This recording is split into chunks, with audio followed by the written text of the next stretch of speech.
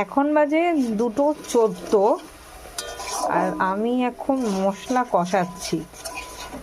কারণ হচ্ছে এই শীতে তো দুপুরবেলা ভাত খেতে ইচ্ছাই করে না, তার মধ্যে যদি এত ঠান্ডা, মানে ঠান্ডা কোনো তরকারি বা ঠান্ডা ভাত, সেটা আমার একদমই খেতে ইচ্ছে করে না। উপায় নেই, সকাল সকাল যদি রান্না হয়ে যায় তো এটাই খেতে হয়। এই জন্য আজকে মাকে বললাম যে আমি বেলাতে একটা জিনিস করব।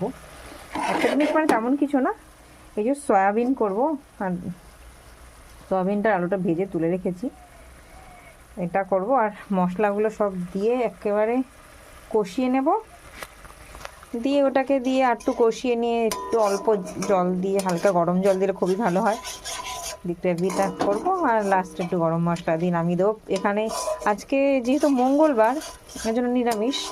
টমেটো, আদা, বিভিন্ন রকম মশলা সব একটা জায়গায় রেডি করে নিয়েছিলাম, যাতে খুব ভালো হয়। এটাই আমার খুব মানে ইজি একটা প্রসেস লাগে।